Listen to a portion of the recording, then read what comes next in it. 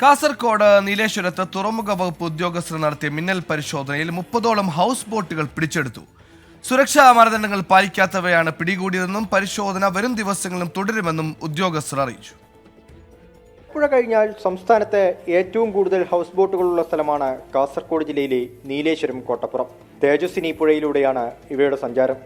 അനധികൃതമായി boat service നടത്തുന്നുവെന്ന വിവരത്തിന്റെ അടിസ്ഥാനത്തിലായിരുന്നു അഴീക്കൽ തുറമുഖ വകുപ്പ് ഉദ്യോഗസ്ഥർ കോട്ടപ്പുറത്ത് മിന്നൽ പരിശോധന നടത്തിയത്. പരിശോധനയിൽ ഹൗസ് ബോട്ട് ഡ്രൈവർമാരിൽ പലർക്കും ലൈസൻസ് ഇല്ലെന്ന് കണ്ടെത്തി. ലൈഫ് ജാക്കറ്റ് ഉൾപ്പെടെയുള്ളവ യാത്രക്കാർക്ക് നൽകുന്നുമില്ല. വാലിഡ് ആയിട്ടുള്ള സർട്ടിഫിക്കറ്റ്സും രജിസ്ട്രേഷനും പാസഞ്ചർ കപ്പാസിറ്റി ബോർഡും പൊല്യൂഷൻ്റെ സർട്ടിഫിക്കറ്റ് മുതൽ എല്ലാ കാര്യങ്ങളും പേപ്പർ വർക്ക് കംപ്ലീറ്റ് ആയതും ബോട്ട് ഫിറ്റ് ആയതുമായിട്ടുള്ള ബോട്ടുകളാണ് ഉപയോഗിക്കാൻ പറ്റുന്നത്.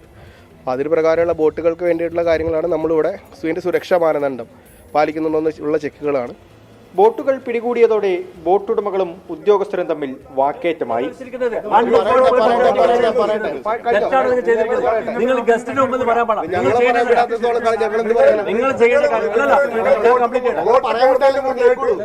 ജീവനക്കാർക്കുള്ള പരിശീലനവും മറ്റും നേടുന്നതും ലൈസൻസിന്റെ അഭാവവും ഉദ്യോഗസ്ഥരുടെ വീഴ്ചയാണെന്നാണ് ബോട്ടുടമകളുടെ അസോസിയേഷന്റെ വാദം.